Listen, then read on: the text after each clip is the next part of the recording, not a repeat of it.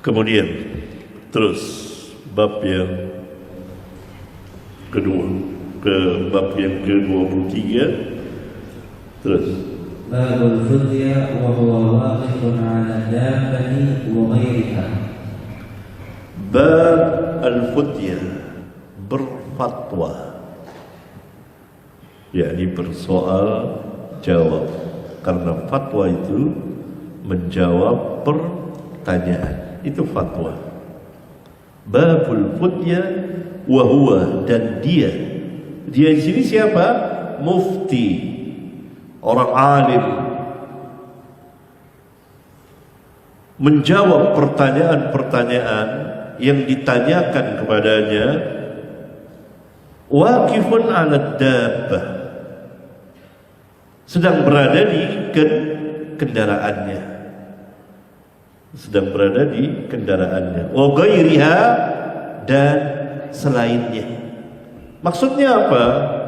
Orang alim, seorang mufti menjawab pertanyaan yang ditanyakan kepadanya di mana saja ia berada, lagi di atas, lagi di kendaraan, lagi jalan, lagi di mana saja dia bisa menjawab pertanyaan, tidak terikat dengan satu tempat.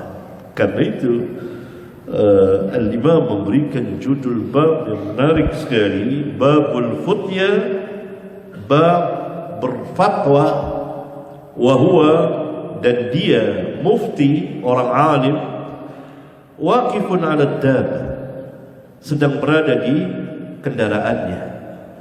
Wa ghairiha, kalimat wa ghairiha, dan selainnya, selain di kendaraan, misalnya lagi jalan dan seterusnya. Ya, dibawakan, kita lihat hadisnya, silakan baca. حدثني إسماعيل قال حدثني مالك عن ابن شهاب عن عيسى بن طلحة بن عبيد الله عن عبد الله بن عمرو بن العاص أن رسول الله صلى الله عليه وسلم وقف في حجة الوداع بمنى للناس يسألونه، فجاءه رجل فقال: لم أشعر فحلقت قبل أن أذبح، فقال: اذبح ولا حرج. فجاء آخر فقال: لم أشعر فنحرت قبل أن أرمي، قال: ارمي ولا حرج. فما سئل النبي صلى الله عليه وسلم عن شيء قدم ولا أخر إلا قال: افعل ولا حرج. إسماعيل بن أبي ويس، مالك بن أنس، ابن شهاب محمد بن مسلم الزهري، عيسى بن طلحة بن عبيد الله التيمي، أبو محمد المديني. Iya. Al-Imam rahimahullah ta'ala meriwayatkan bisanadihi, dengan sanadnya sampai kepada Abdullah bin Amr ibn al-As, salah seorang sahabat yang masuk dalam kelompok sahabat-sahabat yang banyak meriwayatkan hadis dari Nabi sallallahu alaihi wasallam. Terkumpul pada Abdullah bin Amr bin As ilmu dan ibadah. Dia ahli ilmu dan abid, ahli ibadah. Ia meriwayatkan anna Rasulullah sallallahu alaihi wasallam, bahwa Rasulullah sallallahu alaihi wasallam waqafa itu berhenti, fi hajjatil wada, pada hajjatul wada, di Mina, linnas, untuk manusia, yas'alunahu, mereka bertanya kepada beliau. Untuk manusia, yang disengaja Rasulullah SAW berhenti. Di sini tidak disebut berada di kendaraan, tetapi dalam riwayat yang lain di Kitabul Hajj disebutkan bahwa beliau berada di atas ontaknya, Biasa Bukhari seperti itu, judul bab begini, tetapi hadis yang dia bawakan tidak ada di situ. Beliau mengisyaratkan jalan yang lain di kitab yang lain, dalam kitab sahih beliau, karena hadis ini bertebaran di kitab sahih beliau, diulang-ulang oleh beliau. Pada sebagian riwayat dijelaskan bahwa Nabi SAW berada di atas kendaraannya dan beliau berhenti agar manusia bertanya kepadanya. Faja'a rajulun faqala, lalu datang seseorang, dia bertanya, lam ash'ur fahalaqtu qabla an adhbaha. Saya tidak nyadar, saya tidak sadar, saya tidak tahu, jadi tidak sadar, saya mencukur, membotakkan rambut terlebih dahulu sebelum saya menyembelih. Di dalam ibadah haji ya. Faqala, kata Nabi SAW, izbah wala har, sembelihlah dan tidak mengapa, dia tidak berdosa bagimu. Faja'a akharun faqala, lalu datang yang lain bertanya, lam ash'ur fanahartu qabla an armiyah. Saya pun tidak sadar, tidak tahu, lalu saya menyembelih sebelum saya melontar jamrah aqabah. Qala, beliau mengatakan, irmi wala haraj, lontarlah dan tidak ada dosa bagimu, tidak mengapa. Fama su'ila an-nabiy sallallahu alaihi wasallam an syai'in quddima wala ukhira illa qala if'al wala haraj. Maka Nabi SAW pada hari itu tidak ditanya mengenai sesuatu yang dikerjakan lebih dahulu atau diakhirkan, didahulukan atau diakhirkan, melainkan beliau mengatakan if'al wala haraj, kerjakan, enggak apa-apa. Yakni pada tanggal 10 Zulhijjah, Yaumun Nahr, hari Idul Adha, tertib ibadah haji itu pada tanggal itu, pertama melontar jamrah aqabah di Mina. Jamrah aqabah, jamrah yang besar. Yang kedua menyembelih, tertibnya yang dilakukan Nabi SAW. Yang ketiga mencukur, membotakkan rambut lebih utama, atau dipangkas rambutnya dari seluruh bagian rambutnya, tidak sedikit ya, gunting, itu menyalahi sunnah. Itu perempuan dikumpulkanlah rambutnya semuanya ya, kemudian digunting seujung jari telunjuknya kan. Kalau laki yang lebih utama bagi yang umrah atau haji bagi tahallul yang kedua, haji tamattu ya, setelah umrah pangkas saja, jangan dibotakkan. Nanti pada tahallul yang kedua, Yaumun Nahr, dibotakkan lebih utama. Kalau tidak mau maka dipangkas dari seluruh bagian rambutnya. Setelah itu yang keempat, tawaf ziarah, tawaf ifadah. Itu tertibnya. Melontar, menyembelih, mencukur, tawaf ifadah. Kita lihat sahabat acak, sebagian sahabat. Pertama yang mengatakan, saya mencukur dulu sebelum menyembelih. Harusnya kan menyembelih dulu baru mencukur. Kata Nabi, enggak apa-apa, sembelih wala haraj. Tidak didahulukan atau diakhirkan, boleh. Yang mana saja, yang empat itu acak wala haraj, mana yang mudah. Dan sekarang pun kita mengerjakan seperti itu. Kalau kita mau tertib ikutkan, ini lebih baik kita tertib ikut. Melontar, kemudian menyembelih. Kalau sekarang penyembelihan sudah diserahkan kepada pemerintah Arab Saudi.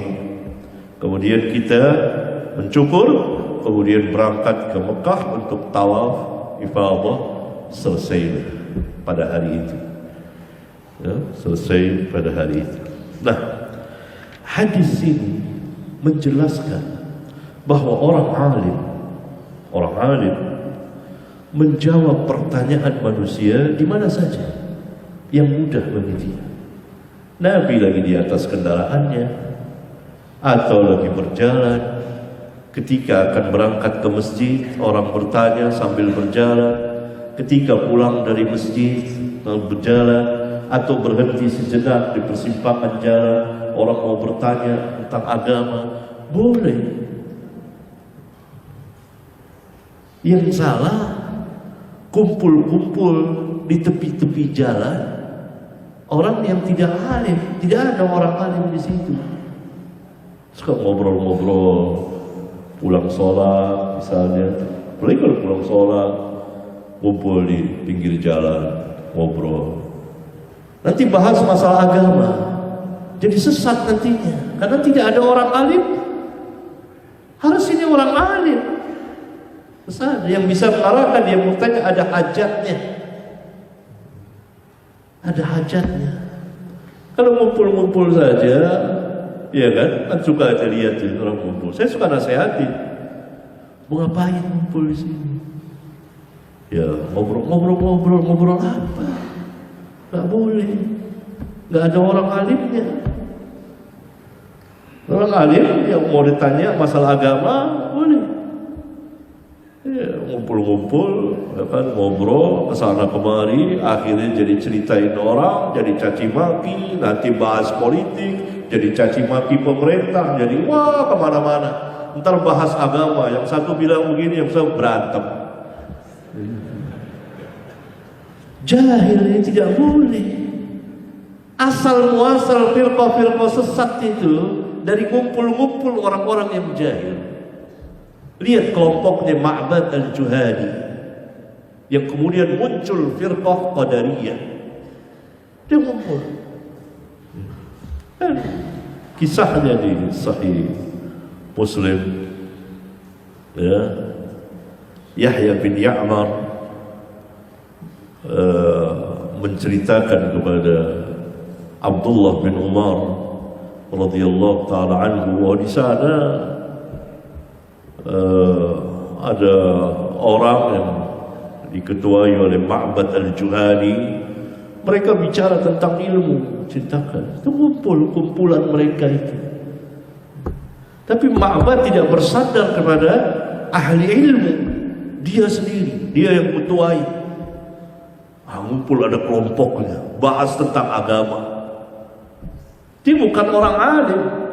Dia tidak menyandarkan, memulangkan kepada orang alim, para sahabat.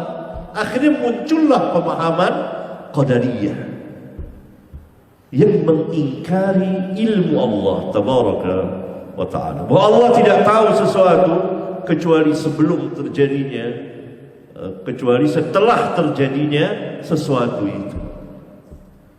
Wah, ini dikafirkan oleh para sahabat, oleh Ibnu Umar dan lain-lain sahabat. Begitu Ibnu Umar diberitahukan oleh Yahya bin Ya'mar tabi'in dan Humaid bin Abdurrahman, keduanya ini sengaja mencari sahabat ketika keduanya umrah atau haji untuk bertemu dengan seorang sahabat. Kemudian bertepatan mereka bertemu dengan Ibnu Umar di dalam masjid. Mereka tanyakan, lihat tabi'in dipulangkan kepada sahabat, beda dengan Ma'bad dan kawan-kawannya. Masih ingat cerita saya tahun 80-an, ada kelompok-kelompok di masjid bahkan itu, dengan kelompok dengan diketuai seseorang, ikhwan, ada akhwat. Ketika didirikan salat dia tidak ikut, timbul paham. Di tangannya ada Al-Quran, tapi Al-Quran terjemahan. Ya, mereka jadi tidak ngerti Al-Quran, mereka tafsirkan sendiri. Muncullah tafsiran-tafsiran yang aneh. Akhirnya mereka tidak ikut sholat berjamaah, mereka di serambi masjid, di teras seperti itu. Ngobrol, ngumpul, nggak ikut. Qomat ditegakkan, nggak ikut. Itu saya tegur. Kalau sudah qomat, saya buru-buru depan ikut sholat berjamaah. Selesai saya tegur, kenapa nggak ikut sholat? Mereka jawab, ketuanya jawab, kita meragukan imannya imam itu. Berarti mereka mengkafirkan imam itu, Pak Kiai yang jadi imam itu, Pak Kiai gitu. Paling tidak meragukan. Jadi kan dia nggak ikut sholat, nggak ada di masjid bersama kelompoknya. Begitu tahun 80-an. Sekarang lebih dahsyat lagi dengan media. WhatsApp, grup WhatsApp. Wah, dikumpulkan orang. Nah, di tepi-tepi jalan kumpul apa. Akhirnya Nabi SAW melarang. Dari sini Imam Al-Bukhari memberikan bab yang berhak jawab dia, berhenti di tepi jalan untuk menjawab, ada orang mau bertanya. Itu kan biasa dengan ulama, kalau ada di masjid, mau pergi ke masjid diiringi, kemudian sambil tanya, atau pulang dari masjid mereka sambil tanya. Itu nggak apa-apa. Atau berhenti sejenak untuk menjawab pertanyaan orang. Itu nggak apa-apa, ini dalilnya. Tapi ketika bukan orang-orang yang berilmu atau bukan para pelajar, kalau para pelajar ilmiah mereka muzakarah, saling mengingatkan untuk hafalan hadis, hafalan Quran. Iya. Ini orang-orang yang tidak tahu, kumpul, tidak tahu apa yang dibicarakan, dari masuk pembicaraan dunia, nanti menceritakan orang, mencela orang, dan lain sebagainya. Nah, ini terlarang, tidak boleh, gak ada dalilnya. Gimana? Itu kan sering buat kelompok gitu. Ya. Hanya hati-hati ngumpul-ngumpul itu. Hati-hati. Nanti kumpul datang syaitan suruh bicara ini. Terutama bicara agama. Akhirnya masuk salah satunya bicara agama. Wah, yang lain senang mendengarkan. Lama-kelamaan diangkat menjadi ketua Ma'bad Al-Juhani modern. Begitu juga Jahab bin Sofwan, Jahad bin Dirham, itu punya kelompok-kelompok. Wasil bin Atta, itu kelompok-kelompok. Ingat kisah Wasil bin Atta, dia belajar sama Hasan bin Abil Hasan Al-Basri, Hasan Al-Basri. Ya? Lalu dia menyingkir dari majelisnya. Dia punya pertanyaan, punya jawaban tersendiri. Maka itu dikatakan oleh Hasan, dia i'tizal dari kita, maka terkenallah dengan mazhab Mu'tazilah. Tak asal mereka bersama kelompoknya di tepi masjid sana kumpul. Hasan Basri ngajar di masjid. Dapat pertanyaan, belum dijawab, Wasil sudah langsung menjawab. Menurut saya seperti ini. Kemudian dia minggir ke sana. Kata Hasan Basri, Wasil i'tizal, menyingkir dari kita. Sejak itu namanya Mu'tazilah. Dia bersama kelompoknya di masjid, di tiang-tiang masjid sama kelompoknya. Muncullah mazhab Mu'tazilah. Begitu awalnya. Karena itu ini orang alim. Maka Imam Bukhari memberikan judul bab al-futyah, babul futyah. Futyah itu bersoal jawab. Hati-hati, bersoal jawab itu fatwa. Huwanya di sini siapa?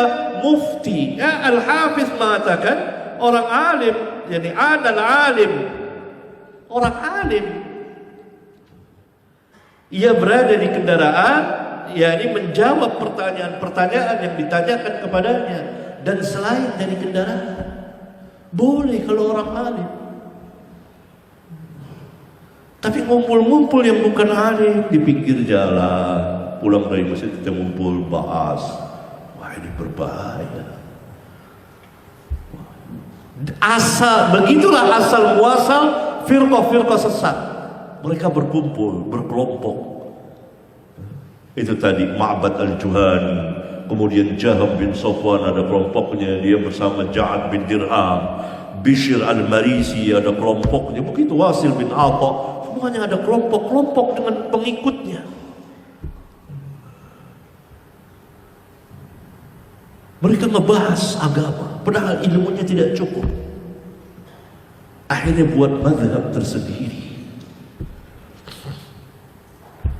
Itu saya kadang-kadang menasihati kalau orang kumpul anak-anak pulang masjid, ngapain antum? Itu bicara-bicara agama ya. Jangan orang-orang alim tanyakan pada orang yang mengetahui. Tanya, itu bicara, iya ngaku bicara agama. Wah kan. Lalu siapa antum tidak ada yang ngerti agama? Jadi kesana kemari. Bicara apa lagi? Bicara dunia. Nanti bicara dunia, nanti bicara ini, bicara itu. Masuk ke politik. Wah caci maki sana sini. Luar biasa. Hati-hati. Lihat bab ini. Lihat orang alim memberikan judul babul Khutyah. Wahuwa mufti. Wahuwa itu muftinya, orang alimnya. Boleh di mana saja dia. Ketemu orang alim, ketemu ini, kalau ada persoalan mau ditanyakan, ditanyakan. Berhenti di tengah jalan, berhenti di tepi jalan, tanya apa mau tanya. Lagi di kendaraan, lagi di pesawat, lagi di kereta, lagi di mana saja, lagi mau berangkat ke masjid, pulang dari masjid, berhenti sejak tanya. Apa saja pembicaraan din. Ini dia maksud bab itu. Karena itu Imam Bukhari menjadikan langsung melanjutkan perkataannya ala daba wa ghairiha, dan selain dari kendaraan, selain di kendaraan, berarti di mana saja. Ada di masjid, ada di jalan, ada di kendaraan, lagi jalan, lagi macam-macam. Boleh berfatwa. Seperti Nabi yang mulia sallallahu alaihi wasallam di atas kendaraannya, sengaja beliau berhenti untuk manusia bertanya kepada beliau. Bukan bikin kelompok-kelompok, keasikan gitu.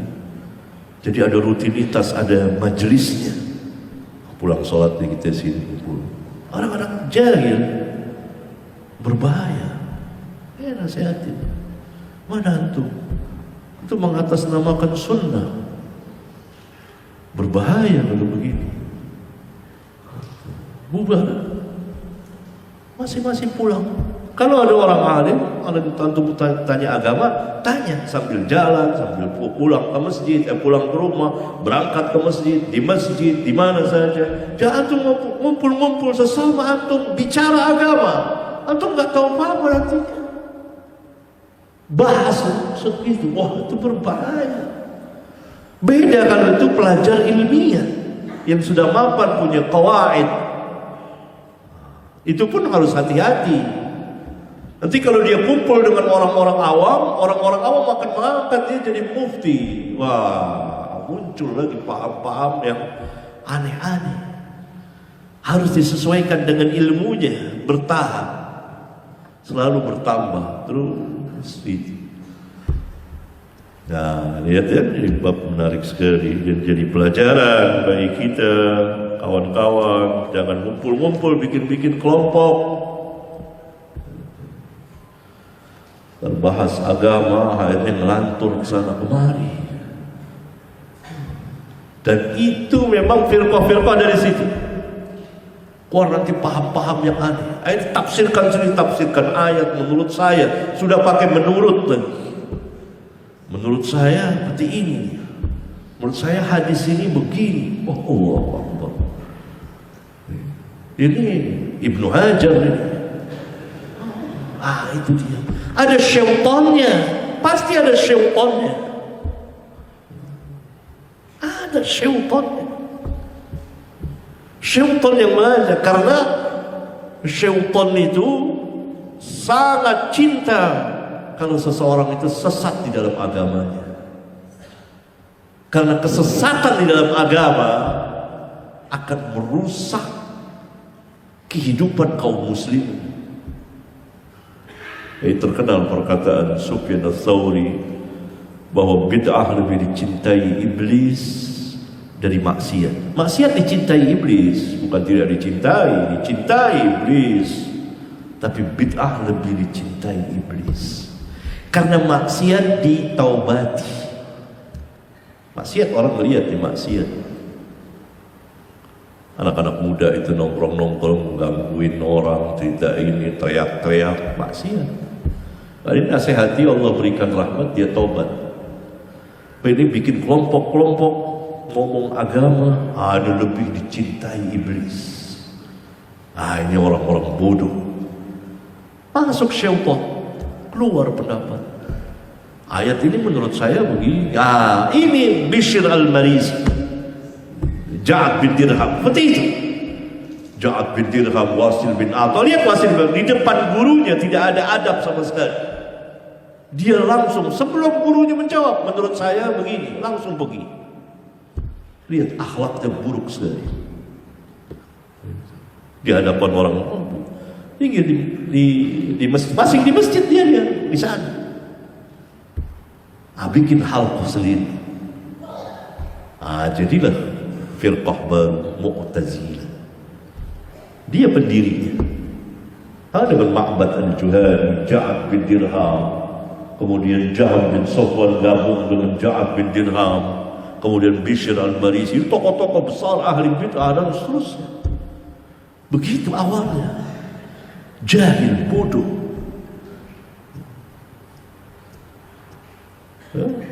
Bodoh. Lihat Jahm bin Safwan ketika dia didatangi oleh orang-orang ateis.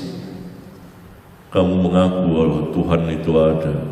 Pernahkah kamu mendengar suaranya? Pernah melihat, mendengarnya, merasakannya? Bingung Jahm.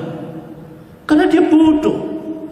Tidak sanggup menjawab. Selama 40 hari dia tidak menyembah Allah. Dia mau berikan jawaban. Lalu dia berikan. Tanya lagi kaum ateis, ketemu lagi. Selama 4 tahun tidak sholat kalau salah. Tidak sholat. Saya agak lupa ya. Coba dicek. Saya pernah tulis di kitab Syarah Aqidah Salaf. Dilihat di situ teksnya. Kalau saya tidak salah, coba lihat. Kitab Syarah Aqidah Salaf. Lalu dia datang kepada orang ateis ini. Setelah 4 hari dia tidak sanggup menjawab. Di mana bukti adanya Allah? Kamu pernah melihat nggak? Enggak. Pernah mendengar nggak? Enggak. Suaranya nggak pernah. Merasakan nggak? Enggak gitu. Bagaimana buktinya? Bingung dia. Dia minta waktu pada orang-orang ateis ini untuk menjawab pertanyaannya. Akhirnya dia nemukan jawaban. Dia balik bertanya. Kamu ngakui adanya akal, pernah ngelihat akal, pada gitu lagi. Orang ateis bilang enggak juga. Begitu juga Allah. Tidak bisa dilihat, tidak bisa didengar, tidak ini, tidak itu, tidak itu. Habis semua nama dan sifat Allah. Muncullah paham Jahmiyah. Beda dengan Abu Hanifah ketika didatangi juga oleh orang ateis. Minta bukti adanya Allah. Dijawab oleh Abu Hanifah, orang berilmu. Jawab. Yang sampai orang ateis itu masuk Islam. Jahat bodoh. Dia pakai akalnya yang sakit. Akalnya yang tidak lurus. Akal yang penuh dengan syubhat. Jawabannya pun salah. Dia tidak bisa menjawab. Beda dengan Abu Hanifah. Abu Hanifah imam, orang alim besar.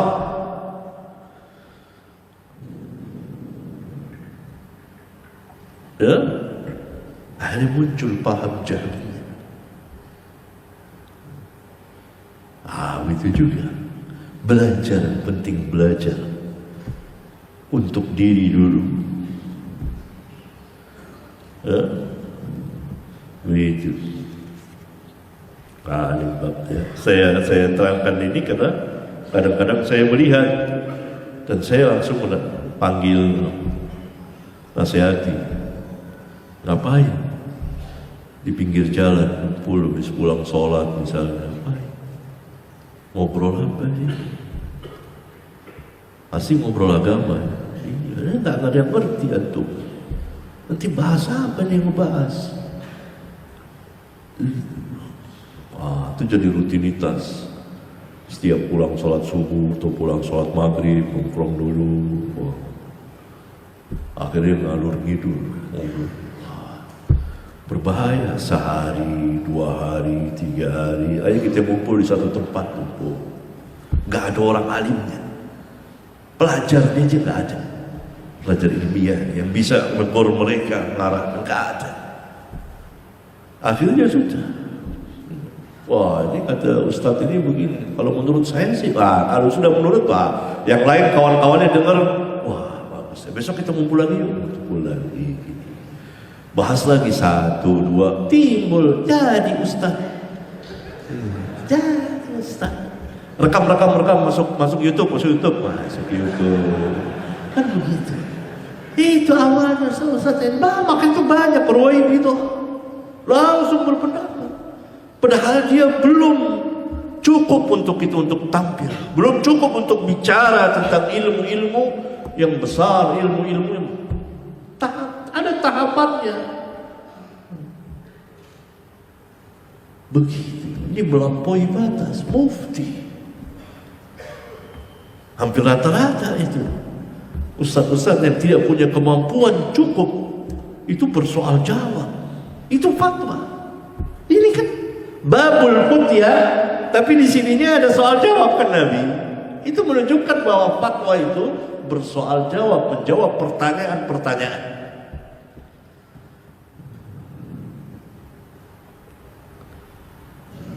Ya, hati-hati gitu juga kalau pulang taklim apa, jangan ngumpul-ngumpul, bubar sudah, pulang masing-masing.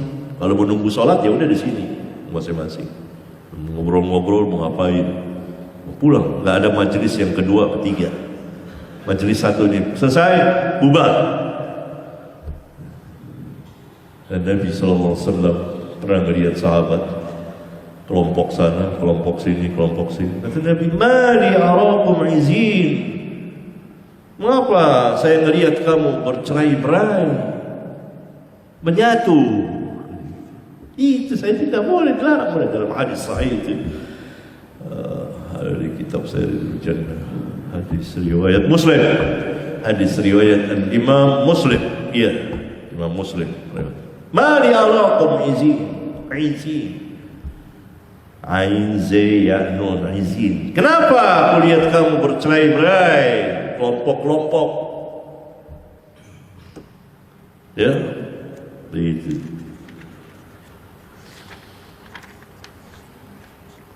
Nah, sejak itu para sahabat kalau selesai majelis atau apa sudah pulang. Itu lagi safar kalau tidak setelah kejadian itu. Bersatu. Satu, ini majelis. Selesai majelis, yang ada majelis kedua, majelis ketiga. Pulang. Antum dekat waktu zuhur menunggu sholat masing-masing. Ya, begitu. Saya menasihati apa yang saya tahu dan saya pengalaman untuk itu. Dari tahun 80-an saya banyak menemuin kelompok-kelompok seperti itu dan tersesat.